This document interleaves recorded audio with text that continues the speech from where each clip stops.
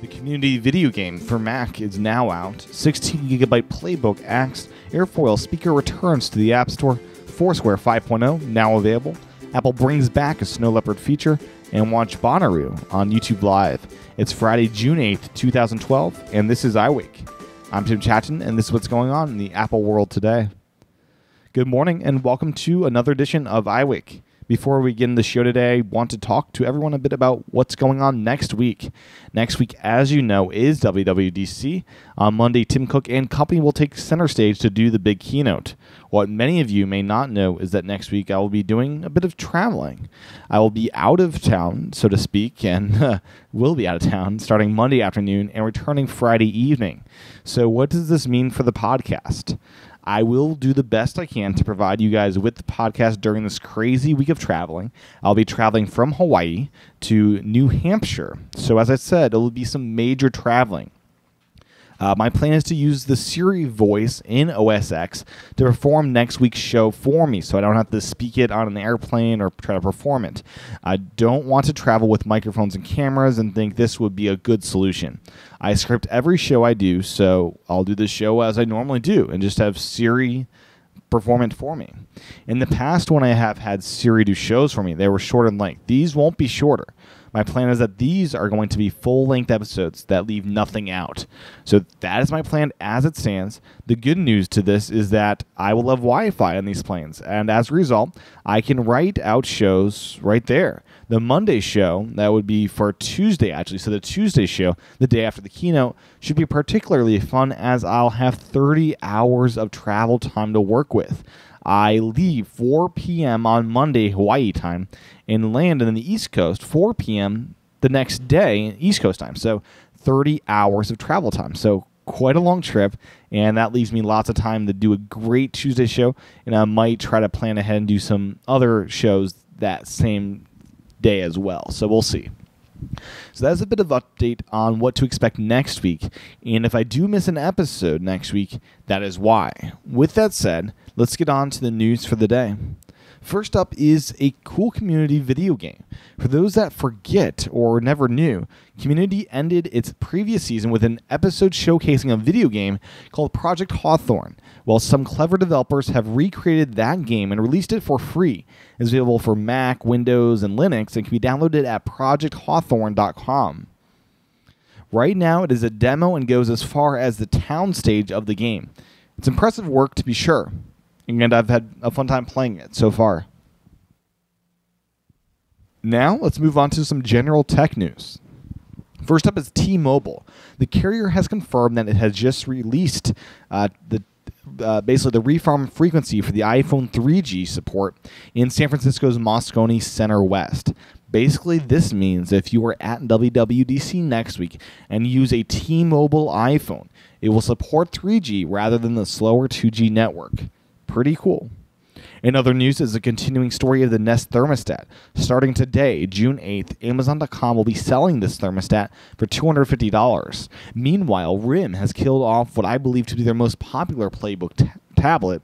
That's saying a lot. They're killing off the 16GB model. Only the 32 and the 64GB models remain. And other Apple news is Apple gaining a patent for a wedge-shaped laptop. Basically, this could help the company stop those MacBook Air clones if they become too much of a copycat. Last up in general tech news is another password leak. Yesterday it was LinkedIn, today it's Last.fm. If you have an account with Last.fm, change your password right now. Now, let's move on to some app news. First up, an update to Evernote for the Mac. According to the Evernote blog, today's Mac update 3.1.2 is a crowd pleaser. We've added 3 capabilities that users have been requesting for quite a while. Image rotation, attachment renaming, and the ability to edit saved searches. This is a nice update. Now, only if Evernote would fix their floating window design they've opted for in full screen mode, I'd be a happy camper. In other app news is the happy news that AirFoil speakers has returned to the App Store. A notable change is the major feature of the app that allowed users to stream from an iOS device to another iOS device or directly from iTunes was removed. Instead, you must stream from AirFoil on the Mac. Hopefully, Apple changes their minds on this one, but I don't expect them to do that. If you have the old app, I'd recommend keeping it around. Briefly, I want to mention that FourSquare for iOS is now out at version 5.0. The update revamps their user interface in a big way, making the app more fun to use. Overall, users are happy with the change, and updating is recommended. Now, let's close out the show with some odd internet stories.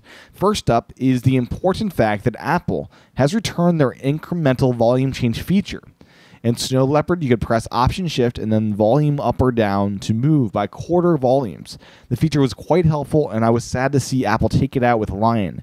Well, apparently Apple put it back in OS 10.7.4. I can confirm it now works, and I'm happy to see it back. In other news is a bit of movie news. According to IMDb, Samuel L. Jackson is joining the cast of RoboCop, MGM's remake of the classic sci-fi action movie. Jose Paladilla is directing the film. Jackson will play Pat Dovak, a charismatic TV Mongol and powerful force in the RoboCop world. With Samuel L. Jackson on board, I'm excited to see this movie even more so. It would have been intriguing to see Jackson in the RoboCop suit this time around, but that was not to be. Closing out the show is some entertainment for this weekend. The most obvious one I have to mention is go out and see Prometheus. It is now in theaters, and if you are listening to this podcast, you should be watching Prometheus. It is just that good. For free entertainment, there is YouTube Live. This weekend, Bonnarroo is happening, one of the most prominent musical festivals. It's being streamed live this year through YouTube. The 3-day event held in Tennessee since 2002 will be covered on the Bonnarroo YouTube channel starting at 12:30 p.m. CDT time. That is today. Before closing out the show, I want to do what I do on every Friday. Remind everybody about iWake Again. It's airing again tomorrow. iWake Again is for those that want to support iWake in a financial way. I love you all for listening and watching, but those that subscribe to iWake Again are really who this show is for. It's $10 a month, and that gets you a 30-minute audio show every Saturday. It's an interview-type show where we discuss Apple news, and it's a little bit different of a format. It also provides you a way to pay for the Monday through Friday show that most of you get for free. So if you'd like to join the iWake Again community, head on over to iwakepodcast.com/again. Once again, head on over to iwakepodcast.com/again. Well, that's what's going on in the Apple world today. That will do this week for some of us, but not everyone. If you are an iWake Again subscriber, I'll talk to you guys again tomorrow. Talk to everyone else on Monday. Aloha.